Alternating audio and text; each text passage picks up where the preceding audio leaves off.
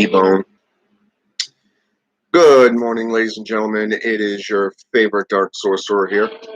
And today, I want to talk to you a little bit about mastering versus following.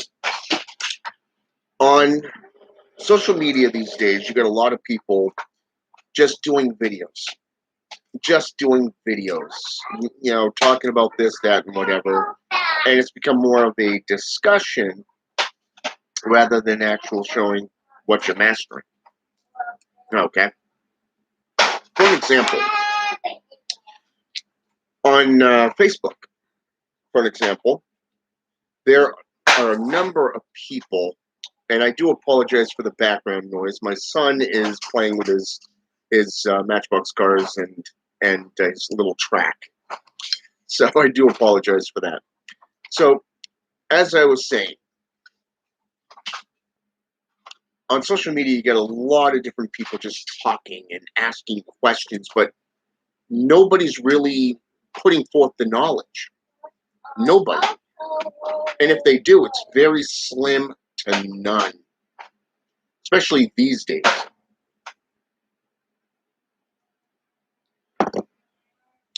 So, first of all, I want to do a quote from Bokor Leonard Emera. He once said in a video, "Don't give away your power. Don't give away your power." Okay? Keywords here.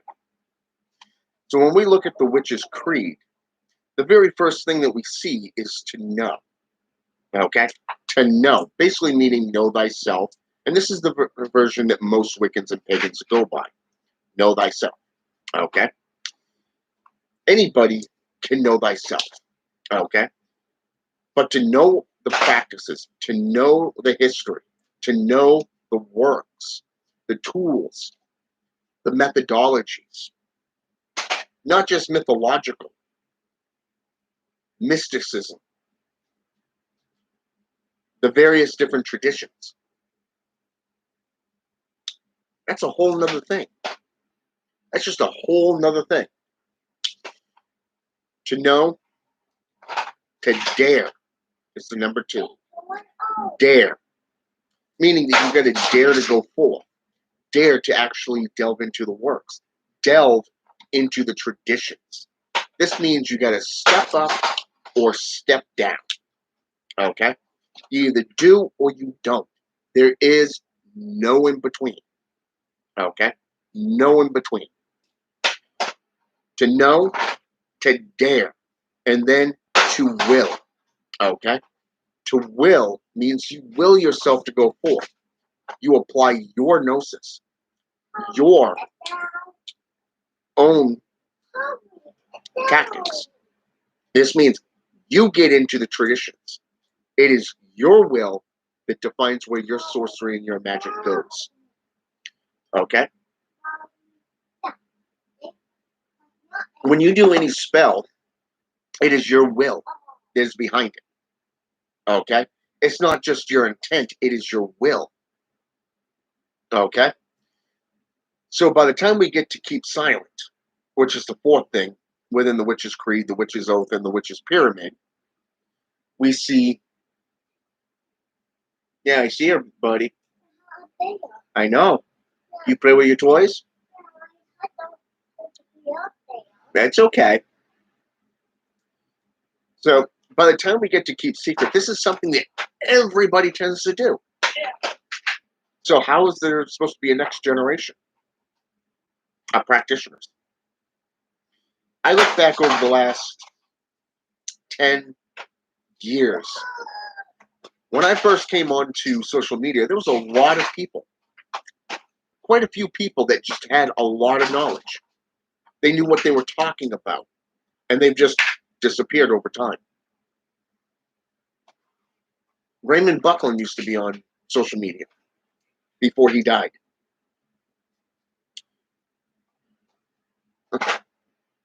So many greats have passed away lately, over the last few years. That's one thing. But what about all the rest of you? What is your excuse? I'm just saying, what is your excuse? That you're not applying yourself, sharing this with future generations. Okay? Because the fifth thing, the number 5 thing, is to go for. What do you think that means? To know what you're talking about, to dare to go for, to will your intent into the world, into your practices, to keep silent, but also to go for. That means you've got to leave your mama and daddy and go out and master the world for yourself. That means master the world yourself. Along this journey, you're going to find like-minded individuals. You're going to find people that know things that you don't, especially in your tradition. If you're into, say, Alexandria, for an example, compared to Gardnerian, these are two different things that are taught, two different methodologies. Each one has merit from a much older tradition. Kind of like when you get into Christianity, for an example.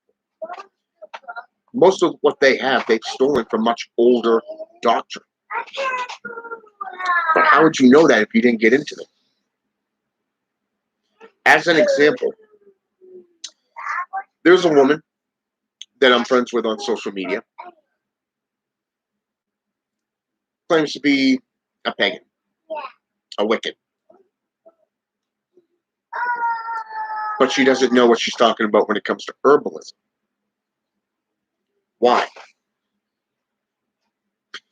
You come out on social media and you ask the question, what type of herb can I use to fall asleep? Before you can fall asleep, you got to relax. I told her catnip tea. Everybody else is just posting that and this and this and this, and I think, and I believe, whatever. Just spam it, spam it, spam it, spam it. That's all they're doing. But I posted catnip tea. So the poster comes back and she says, I'm pregnant. Okay, I'm pregnant. And I'm not going to use a plant-based item used for animals. Okay? Now, right there, that just shows she doesn't know what she's talking about. Okay? There are 2 types of plants known as catnip. One of them is specifically grown to make catnip for cats. The other one is a plant-based. It is a long, slender, I refer to it as a stick. It's flat. It can grow pretty long, kind of like a willow tree if you think about it, where the leaves just this type of thing, but it's a very sturdy base. This type of plant is a natural herbal tranquilizer. Okay, it is a natural based tranquilizer. It will help you to relax. Okay, all you have to do is mix 1 pinch per cup, and it will help you relax so that you can fall asleep. The hotter the tea, the better. You drink, for an example, let's go into mint. Mint, another herb. Did you know that mint is an immune booster? It's an immune booster. It allows you to have a great immune system. Some of the old wise women and men are renowned for drinking chamomile, mint tea or peppermint tea, anything that has mint in it. Some of them even put lemon juice in it. Now, why do you suppose that is? Why do you suppose that's it? Why do you suppose that is? Let me tell you. Lemons prevent gallbladder and kidney stones. That's number 1. Number 2, blood purifier. blood purifier.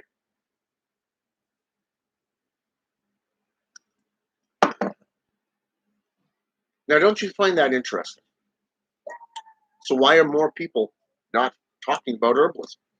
Why are they not talking about alchemical practices of breaking down something like, say, a leaf or a plant-based product and creating it anew into something else?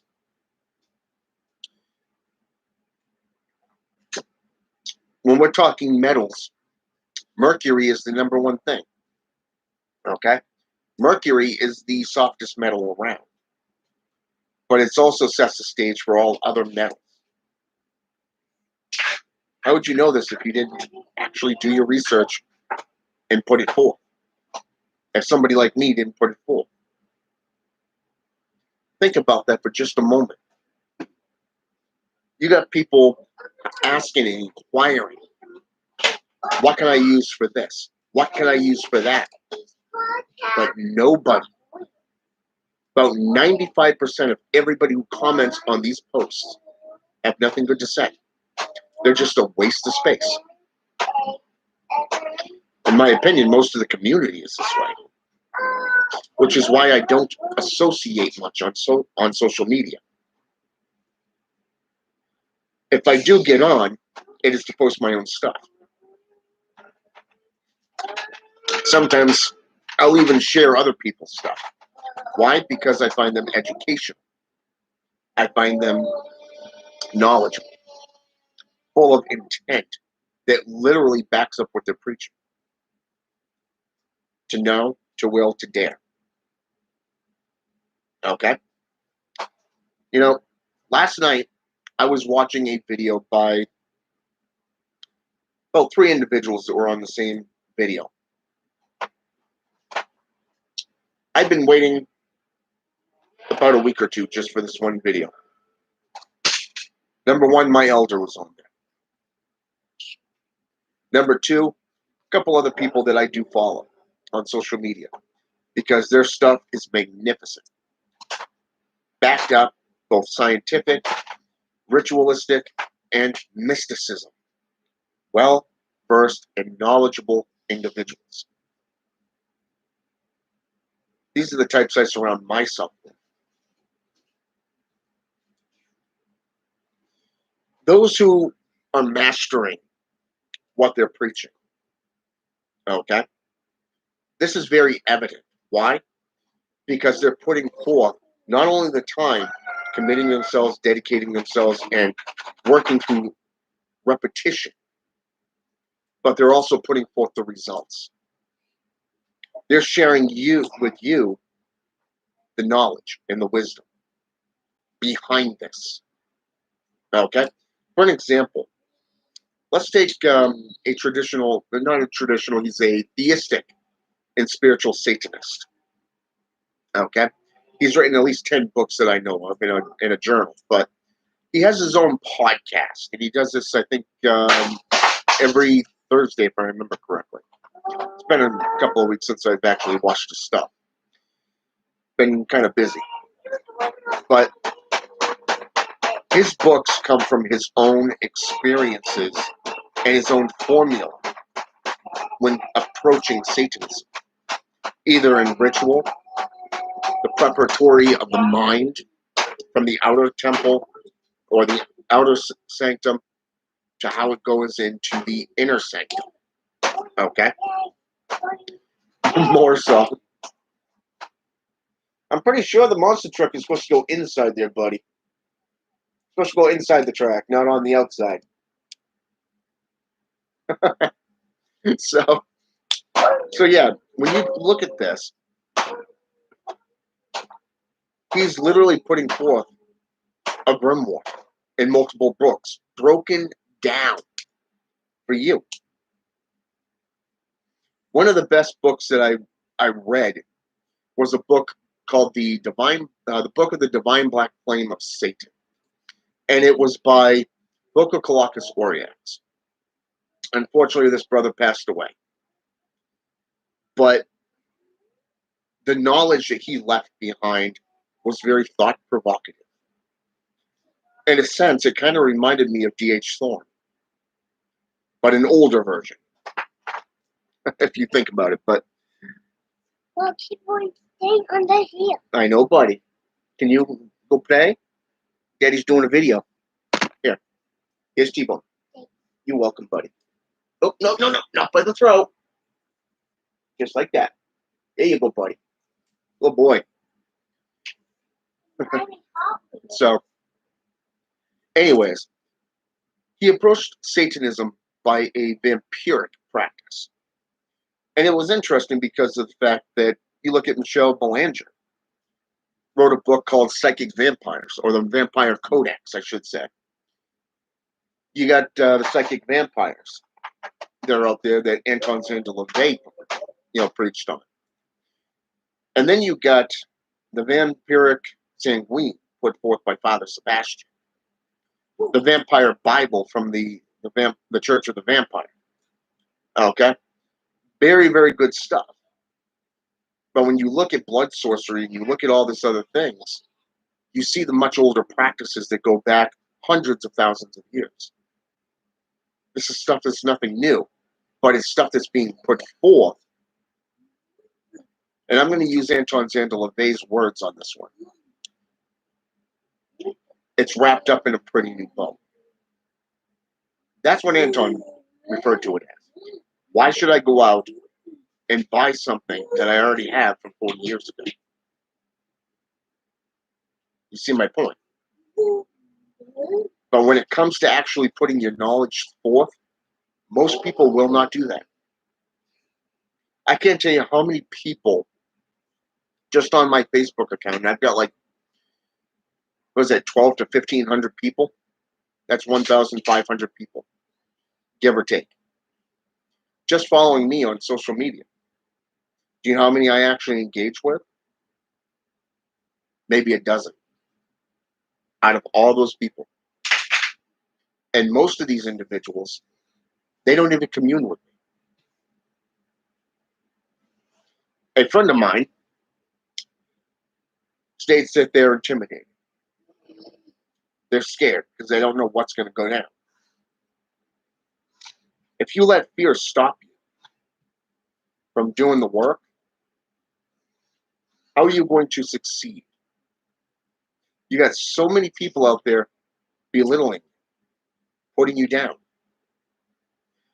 But what's ironic is a lot of these individuals that are doing this, they're trying to make a name for themselves by belittling you. A friend of mine, somebody that I've been following and keeping up with for a few years now, commented on one of my posts. And he became the target. He became a target. Why? Because he dared to speak his mind. Okay? He dared speak his mind. And because of this, another practitioner, a fake, literally took the conversation, the little comment that he put underneath my photo, put it on both his pages. The Lucifer and his own page underneath his own name. But he thinks that people aren't smart enough to see his scams, his little sleight of hand tricks, the diversion. Oh, I'm not this entity. That's what he puts underneath Lucifer, underneath Lucifer, his account. But wait, I'm his apprentice of 2 years. Yeah, when your words are the exact words that he's using, no, it's not two people, it's one. Playing a game. So I want you to ask yourself, what kind of practitioner do you want to be?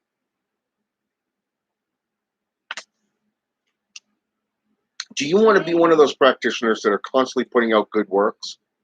Or do you want to be a scam artist? Scamming people. Sending shoe boxes full of unprotected items. You see, Anybody who's into black magic and sorcery will tell you that you cover your altar when you're not using it. If you send an item out, like say a grimoire, to a client, it's going to be covered in black silk. It's going to be wrapped up with twine. It's going to have different ribbons on it, for an example. This is professionally done. But if you receive a shoebox with a little odds and ends claiming to be a spell that you spent vocal amount of funds on, yeah, that's not professionalism. That's a ripoff. But as a friend of mine so colorfully put it, you get what you pay for. What are you doing? Yeah? Let me see that. What's this? I am on Mama's car. Oh, you found that on Mama's car? Yeah. What about these? Those ones are on the wall.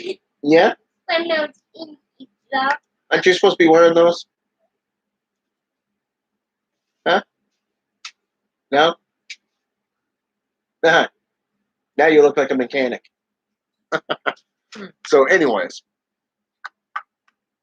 those who are truly mastering the arts, they're literally learning everything. Yes, they're learning other systems of sorcery as well, but they're not stretching themselves far. They're not stretching themselves thin. They're not giving away their power. They're not weakening themselves. Okay? They're not going out and talking smack about people just for well, giggles. Normally I'd use my own vocabulary, but I got my soon-to-be 40-year-old right here. Everett, go play with your cars, buddy. Go play with your cars. Okay?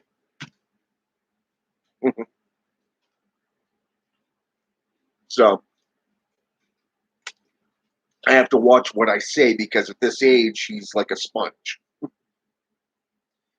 So, it's responsible. So, anyways, so they're mastering everything. While you're trying to go for numbers, you're trying to go for popularity, you're playing the world's game. You're playing the Christian game. Okay? But the thing is, they're staying in stagnation, just doing the same old, same old. A real practitioner is constantly learning. They're constantly changing. They're constantly growing. Okay? This is the alchemical change. If you look at the alchemy symbol for transmutation, for example, this is the triangle with the square inside and then a circle in the center. Okay? This is the transmutation. Okay? This is where you change. This is where you grow. You take a planetary symbol, like, say, that of Saturn. Perhaps that if your birth sign would say, if you were born underneath Saturn, it would be that H with the little cross then. Okay? Or, say, for an example, Mars, the circle with the arrow pointing up. Venus, the circle with the arrow going down. Okay? Representing the male or female. You know, female, male. Okay? These are old school symbols.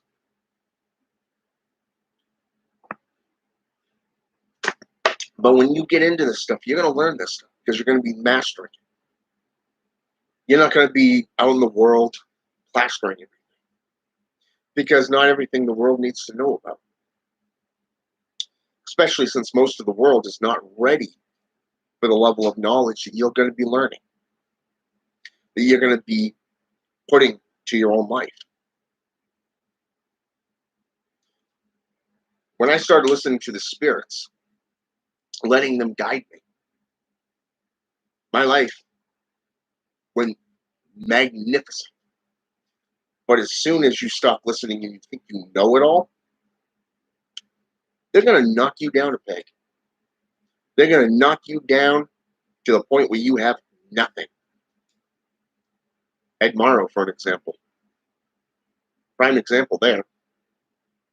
But it's not just him. I've seen so many with potential just stop listening to the spirits. They stop listening, which means they stop learning. They stop growing. They stop maturing. They get frustrated, they defeat, they lash out. They just lash out. And every so often, this is what happens. And it was very quite evident right up front that Ed Morrow was just seeking money. He needed money. He needed to start some shit just so he can get profit. You figured with a new family, he would have grown up and learned. And yet he belittles me because I work part-time for a company, a corporation. And for the record, I don't make donuts. I sell them. I work for a fast food chain, Dunkin' Donuts, because it supplies a constant income for my family. You see, this is what a man does. This is what a man does. But a man's not going to go out and belittle others just to gain popularity for funding. Last year really hurt Ed. He got called out on so much things, and a lot of things became fallacy, debunked, proven as lies. And he's using the same old stick. Difference is this time around, nobody's holding back. Nobody. We should have finished this last year. But that's on us, because we stepped back. We held back. But now, we're no longer holding back. We're no longer playing nice.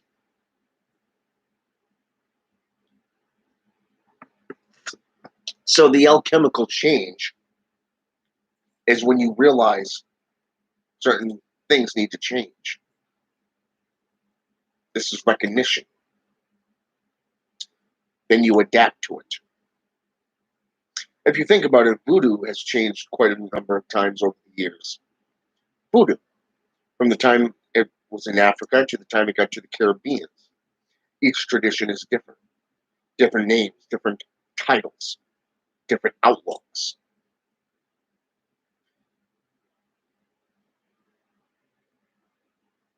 But the same formula is still there. Behind, nurturing it, changing it. I started out in gothcraft, vampiric practices, before getting into Satanism, witchcraft, and dark sorcery, demonology. I've tapped into voodoo, Santeria, Palo Mayombe. I even tried Quimbanda at one time, and that didn't really fit me. Don't know why, but I just couldn't get into Quimbanda.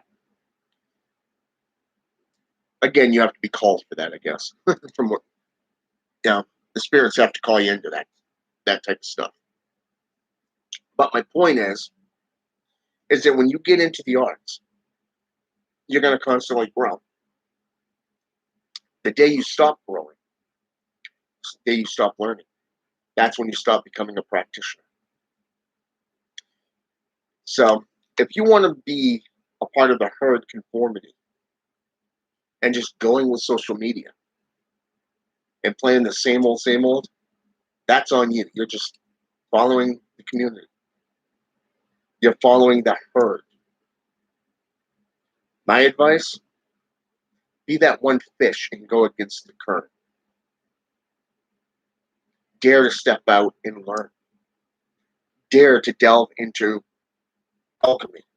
Get into poisons. Get into herbs and plants and alchemy and witchcraft and sorcery. So look at the different and various different ceremonial and ritual techniques. Get into, for an example, get into the actual practices.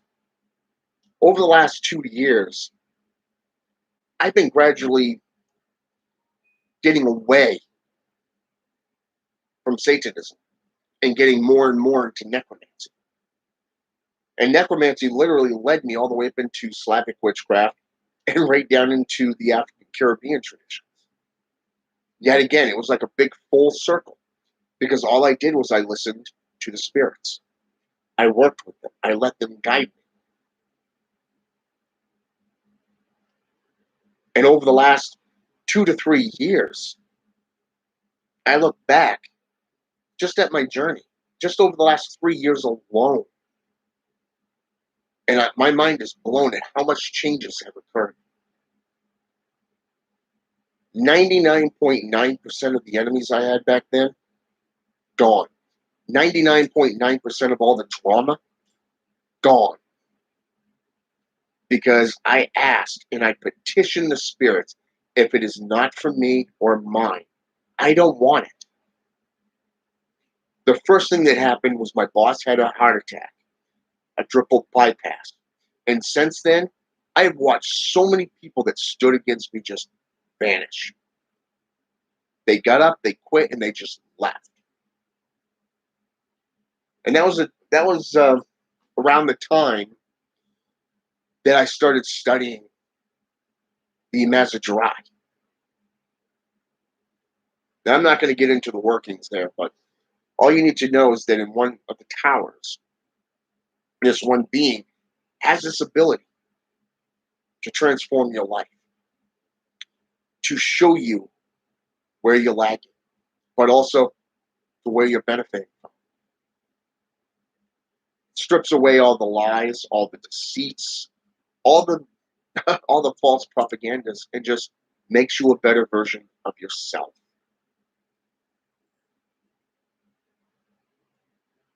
And people wonder why I like this system.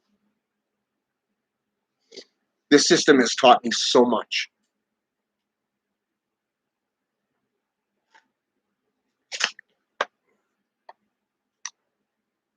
I've learned more in the last couple of years than I have in 32. Because I used to play the game. I used to call on the spirits only when I needed them. But it wasn't until I became a devout worshiper, started learning, what does it mean to serve a spirit? What does it mean to perform rituals for them or to them? What does it mean to literally get into these systems 100% belly flop and let them guide you? Trust in the spirits. They won't lead you wrong. You can do the work for yourself. You don't need somebody else giving you all the answers. Because if they give you all the answers, how are you to learn? How are you to learn? Mike Ramos asked me, why do I allow Ed Morrow to do what he's doing? The simple thing, we all learn at our own pace. You can lead a horse to water, but you can't make him drink. And a man who does not learn from history is doomed to repeat it. Remind you of Ed Morrow? But I'm going to sign off here. I got to get ready for my third day of work of this week. I got one more day after this. And then I'm going to be delving into research mode. I'm going to be delving into the works, the arts. I'm going to be hitting my library quite hard. I've got quite a few new books in that I'm really looking forward to getting into.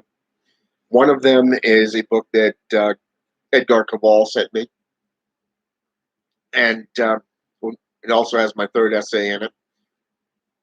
Looking forward to reading the others that are in this book. I have 3 of them now, based off Sabbatica. I'm looking to go out and buy all the others as well. I just got a few things I got to take care of first before I do that. But The big thing is, don't let anybody tell you what you can and cannot do. Do it for yourself, not for them. Because in the end, it is all about you. Your time, your knowledge. You, not anybody else. All right? Have a good night or good day wherever you are in the world. All right? I'll be back on later.